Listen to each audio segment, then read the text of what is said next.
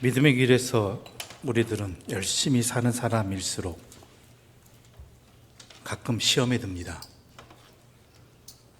그 시험의 내용이 뭐냐면 도대체 우리가 무엇이 다른가 하는 것입니다. 어차피 사람은 다들 비슷비슷한 인생을 살다가 가는 것이 아닌가 하는 것입니다.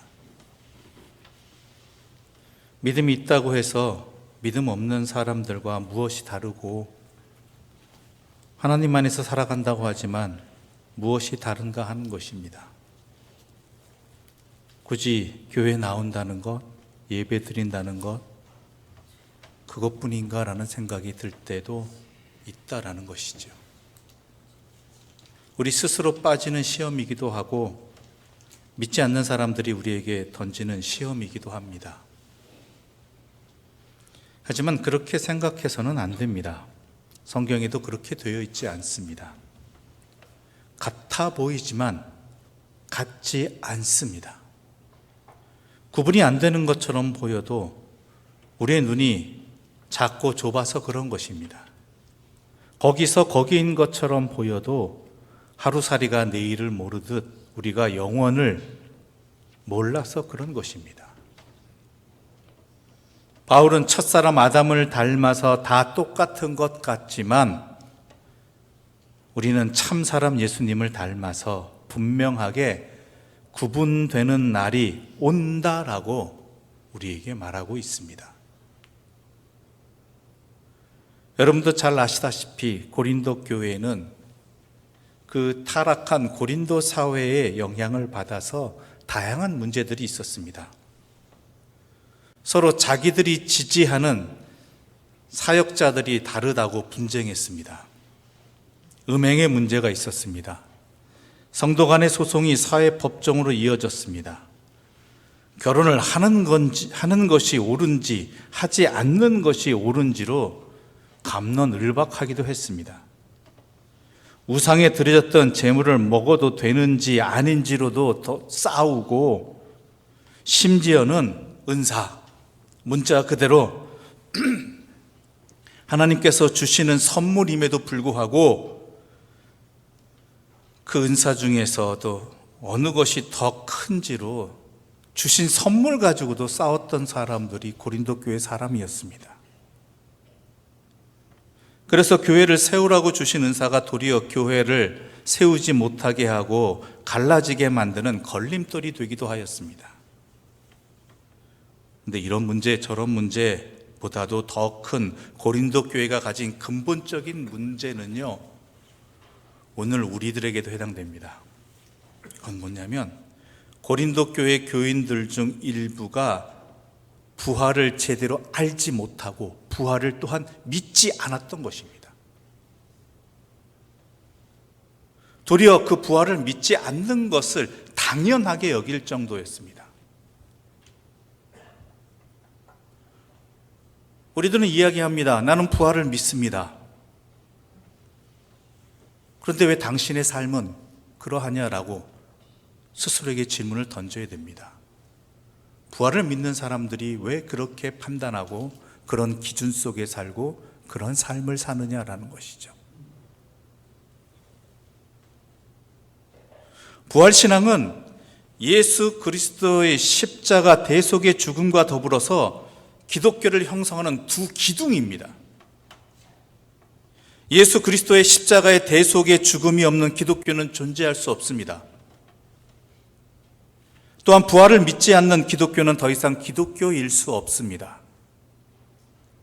몸의 부활을 믿지 못한다는 것은 곧 주님의 부활을 부정하는 것이기에 그분의 대속적 죽음도 부정하는 것입니다. 그래서 고린도 교회에 있었던 여러 가지 문제 중에서 부활에 관한 것은 결코 양보할 수 없는 부분이었죠. 바울은 그리스도의 부활에 대해서 의심하는 고린도 교회 교인들에게 그리스도의 육체적 부활과 그 부활의 복음을 믿지 못한다면 어떤 식으로 교회 다니고 어떤 식으로 예수님에 대해서 믿는다고 해도 다 헛된 것이라고 강력하게 경고하고 있는 것입니다. 만약 그리스도의 육체적 부활이 사실이 아니고 그저 의미와 상징뿐이라면 우리 자신의 부활도 헛되고 우리의 믿음도 헛되고 그 믿음을 가지고 영원한 나라를 소망하며 이 세상을 절제하며 말씀대로 살아왔던 그리스도인들이야말로 가장 불쌍한 자들일 것이라고 말함으로써 결코 그럴 수 없다라고 말합니다. 그리고 바울은 자신의 이야기를 하면서 내가 지금 이렇게 나 된 것은 하나님의 은혜로 되었다라고 고백하고 있는 것입니다. 즉 주님의 부활이 아니라면 내 자신은 지금 이 삶은 없다라는 것이죠. 주님이 부활하셨기 때문에 그분을 향한 믿음이 결코 헛될 수 없고 결코 불쌍한 사람이 될 수 없다라고 바울은 힘주어 말하고 있는 것입니다. 그러면서 예수님의 부활이 중요한 것은 예수님께서 부활하셨다는 그 역사적 사건이 예수님만을 위한 것이 아니라 우리 자신의 부활의 증거가 되기 때문이라고 바울은 분명히 선포하고 있습니다. 20절부터 22절의 말씀 함께 읽겠습니다.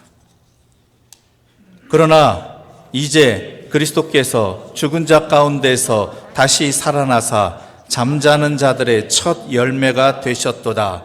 사망이 한 사람으로 말미암았으니 죽은 자의 부활도 한 사람으로 말미암는도다. 아담 안에서 모든 사람이 죽은 것 같이 그리스도 안에서 모든 사람이 삶을 얻으리라. 아멘. 그리스도께서 죽은 자 가운데서 다시 살아나사 잠자는 자들의 첫 열매가 되셨다고 하고 있습니다. 여기서 이 첫 열매는요, 초실절과 관련이 있습니다. 구약시대에는 이 날에, 이 초실절에 성전에 자신의 첫 소산, 첫 열매를 바쳤기 때문에 붙여진 이름이 초실절이었습니다.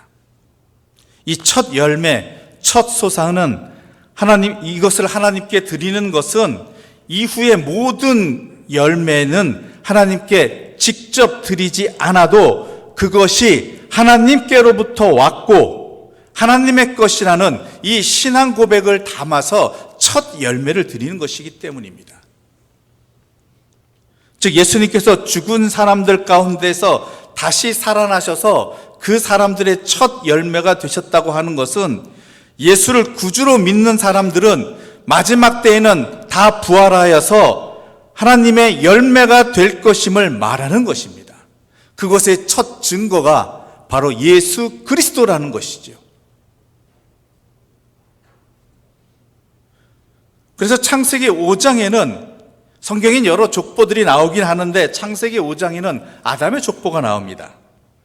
아담에서 노아의 아버지 라멕까지 9대에 이르는 족보가 나오는데 우리는 그 족보를 읽을 때마다 사람들이 이렇게 오래 살았느냐라는 그러한 생각을 하긴 하지만 그 족보의 초점은 그 사람들이 그때는 그렇게 오래 살았다가 아니라 결국에는 죽었다라는 것입니다.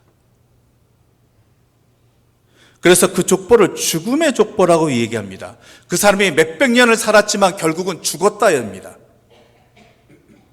왜냐하면 그들은 모두 아담 안에 있었고 아담의 피를 이어받았기 때문입니다. 이와 대비되는 족보가 있습니다. 바로 마태복음 1장에 나오는 족보입니다. 그 족보는 예수님께로 연결되어 있지요. 그 족보는 나았다라는 말은 있지만 죽었다라는 말은 없습니다. 그래서 그 족보를 생명의 족보라고 부릅니다. 누구든지 그리스도 안에 있으면 그리스도의 피를 통하기만 하면 야곱의 아들 유다와 같은 형편없는 사람도 다말 같은 사람도 기생이었던 라합 같은 사람도 영원한 생명을 얻는다는 것을 강조하는 것이 바로 마태복음 1장에 나타난 예수로 연결된 족보의 초점인 것이죠. 특히 오늘 본문 22절에서 사도 바울은 한 사람 아담으로 인해서 영원히 죽게 되었는데 두 번째 아담 예수 그리스도로 인해서 모든 사람이 부활하게 되었고 영원히 살게 되었다라고 말하고 있는 것입니다. 그런데 여러분, 분명히 아셔야 될 것이 있습니다. 부활이라는 것은 단순히 생명 연장이 아닙니다. 현실의 연속으로서의 부활은 성경이 말씀하시는 부활이 아닙니다. 그런 부활은 자기 부인과 죽음을 기본으로 알고 사는 신앙인들의 부활과는 아무런 관계가 없습니다. 그런 부활은 하나님의 나라와 하나님의 뜻이 아닌 내 나라와 내 뜻의 연장일 따름입니다. 그런 생명 연장의 부활, 단순한 생명 연장의 부활은 인간의 욕망의 자리일 뿐입니다. 성경에서 말하는 부활의 참된 의미는 죽음에 대한 답이 아니라 하나님 나라에 대한 답이라는 것이죠. 부활은 생명 연장에 대한 소망이 아니라 하나님이 창조하신, 하나님이 기뻐하시는, 하나님이 사랑하시는 그 생명답게 살아가는 것에 대한 소망인 것입니다. 그러므로 부활의 소망을 가지고 산다는 것은 미래에 대한 기대, 즉 단지 다시 살 것을 믿는 것이 아니라 예수 그리스도께서 고난 받으시고 죽으시고 부활하신 것처럼 우리도 날마다 자기 십자가를 지고 자기를 죽이는 삶을 통해서 그리스도의 부활을 본받는 삶을 사는 것입니다. 그래서 사도 바울은 부활에 대한 소망이 없었다면 자신은 이 세상이 전부인 줄 알고 세속적이고 향락적인 인생을 살았을 것이라고, 그것이 전부인 줄 알고 살았을 것이라고, 그것이 참 행복인 줄 알았을 것이라고 그는 말하고 있는 것이지요. 즉 바울이 바울되게 된 것은 부활의 소망이었습니다. 부활하신 주님을 만났기 때문입니다. 바울이 자신의 이미 보장된 풍요롭고 명예로운 삶을 포기하고 소명의 삶을 살 수 있었던 것도, 또한 많은 성도들의 만류에도 불구하고 거기에 가면 잡힐 것이고 죽을 것이라고 하는 그러한 그를 사랑하는 이들의 만류에도 불구하고 예루살렘으로 향한 것도, 참수형을 당할 때까지 복음 전하는 일을 멈추지 않았던 것도 부활의 소망 때문이었습니다. 그러므로 우리가 부활을 믿는다면, 또한 부활의 소망을 산다면 우리는 먼저 자신이 세상에 대해서 죽어야 한다는 것입니다. 그래서 바울은 나는 나를 날마다 십자가에 못 박는다고 이야기하는 것이죠. 우리의 욕망과 자기 중심성은 철저하게 죽어야 하고 하나님의 정의와 평화와 진리는 살아야 한다는 것입니다. 어둡고 불의한 현실에서 우리만의 평안이나 행복을 바라서도 안 되고 하나님 나라를 위한 정직함과 진실함이 있어야 하고, 현실에서의 승리가 아니라 하나님 나라의 승리를 꿈꾸어야 한다는 것입니다. 어떤 이들은 이렇게 얘기합니다. 현실에서도 승리하고 하나님 나라에서도 승리하면 좋지 않겠느냐. 여러분, 그것이 참된 하나님 나라의 승리를 소망하는 목표를 가지고 있는 것입니까? 그렇게 둘 다 누릴 수 있다고 자신하십니까? 그러므로 진정으로 누려야 될, 놓치지 말아야 될 하나님 나라의 승리는 놓쳐버리고 있는 것은 아닙니까? 하나님 나라의 승리를 지금 살지 않고 있는 것은 아닙니까? 우리 주님은 분명히 말씀하셨습니다. 사람이 두 주인을 섬기지 못한다. 스스로 그렇게 섬길 수 있다라고 속고 있고 교만할 뿐이다라는 것입니다.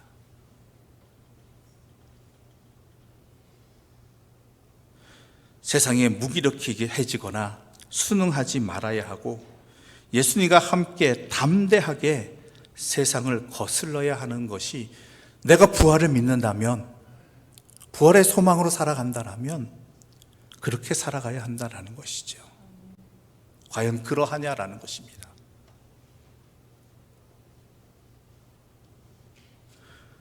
부활은 바로 그러한 자들을 위한 약속입니다.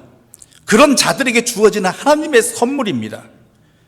그 그것을 알기에 오늘 미리 기뻐하는 것이고, 그것을 알기에 아직은 아니지만 그 나라와 생명을 미리 앞당겨 맛보며 살아가는 것이 바로 우리가 주님과 함께 지금 살아가는 우리의 모습이어야 한다는 것이죠.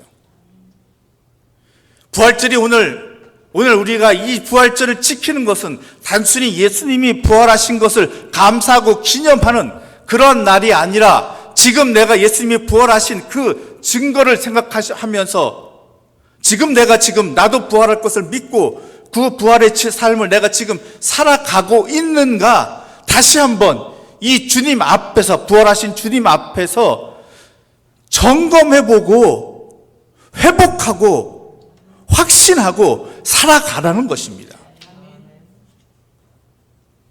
그래서 부활절을 우리가 지키는 것이고 우리 하나님께서 지키게 하신 것이죠. 부활은요, 지금 오늘을, 여기를 살아가게 하는 기준입니다. 아직 이루어지지 않은 부활이지만 그 부활에 대한 믿음과 소망이 오늘 여기에 옳고 그름의 기준이 되는 것입니다. 여러분의 삶의 옳고 그름의 기준이 과연 어디에 있느냐라는 것이죠.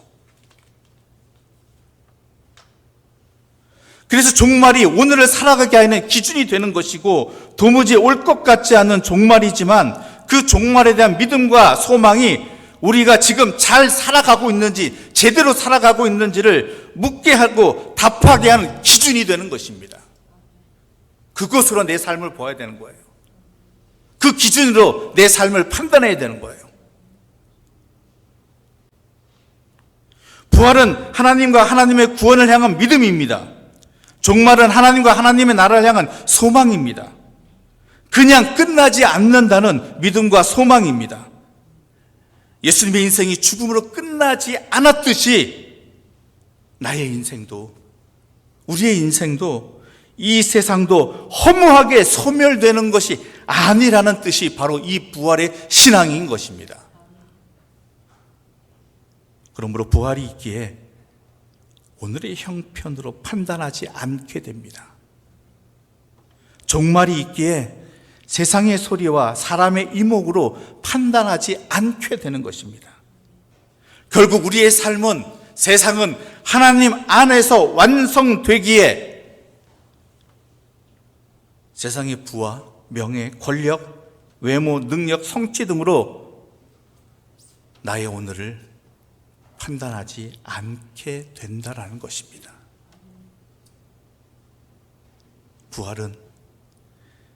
부활신앙이 우리에게 허락되어진 것은 이 세상이 다가 아님을 알고 살아가자는 것입니다.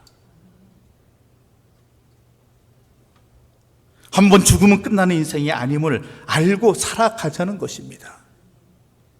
종말이 있습니다. 부활이 있습니다. 모든 것이 명명백백하게 드러나고 참과 거짓이, 정의와 불의가, 영광과 수치가, 생명과 죽음이, 하늘과 땅이 구별되어지고 창조주와 피조물이 구별되듯이 구별되는 날이 반드시 우리에게 있다라는 것입니다.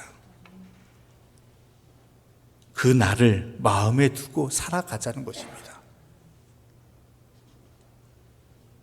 그 날을 향해서 살아가자는 것입니다.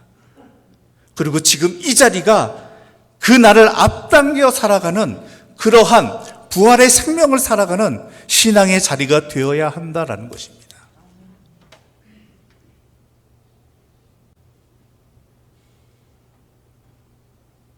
그 부활 신앙이 오늘 우리의 기쁨과 평화로 이어집니다. 우리의 기쁨과 평화가 무엇으로부터 나왔는지 제대로 좀 보자는 것입니다.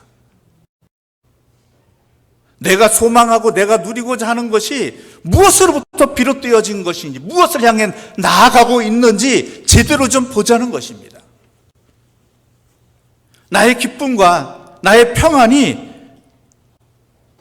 반드시 이루어지고 예수 그리스도의 대속의 은혜로 나에게 허락되어진 그 부활이 지금 나의 이 자리에, 오늘의 나의 기쁨과 평화로 이어지고 있느냐라는 것입니다.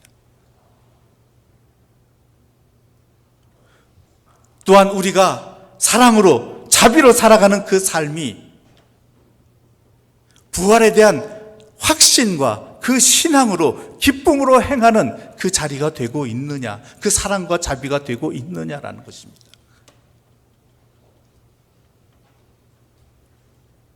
그리고 처음에 질문 드렸듯이 우리는 무엇이 다른가?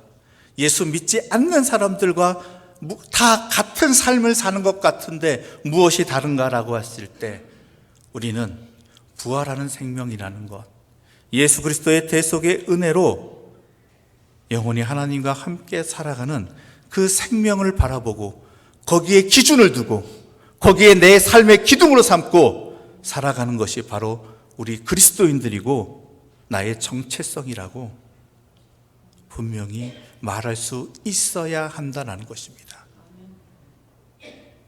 그것을 위해 예수님께서는 우리를 위해 십자가의 모진 고통과 죽음을 당하셨을 뿐만 아니라 그것으로 대속의 은혜로 끝내지 아니하시고 부활하셔서 우리도 또한 부활의 생명을 살아가는 첫 열매가 되셨고 우리 또한 그러한 주님의 부활의 은혜를 입은 자로서 우리는 우리의 생명이 거기에 있다는 것들도 우리의 정체성이 거기에 있다는 것들도 분명히 확신 있게 해 주셨습니다. 바로 이 부활절이 다시 한번 그 소망을 회복하는 날들이 되어지기를 바랍니다. 또한 그 소망으로 오늘부터 살아가는 그 확신으로 우리의 삶의 모든 것들을 그 아래에서 바라보고 그 기준으로 살아가는 참된 평안의 삶, 기쁨의 삶, 영생의 삶을 살아가는 주님의 사람들 되시기를 간절히 소망합니다. 기도드리겠습니다.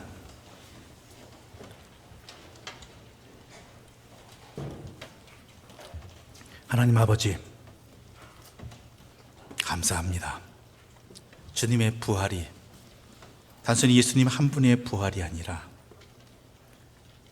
우리의 첫 열매가 되시고 우리 또한 부활의 생명이 허락되었음을, 예수 그리스도의 구속의 십자가로 말미암아 영원한 생명의 삶이 허락되었음을 다시 한번 감사하고 깨닫고 확신하며 소망으로 살아가는 이 부활 주일이 되게 하여 주시옵소서. 그래, 우리의 삶의 모든 기준이 하나님 앞에 서게 되는 날이고 우리의 삶의 모든 가치가 또한 하나님께서 판단하신다라는 그 부활의 소망으로 살아가게 하여 주시옵소서. 그리하 이 세상이 전부가 되지 말게 하옵시고 그 부활의 생명이 나의 삶의 출발이 되게 해주시고 목표가 되게 해주시고 모든 발걸음이 되게 하여 주시옵소서. 예수님의 이름으로 기도드립니다. 아멘.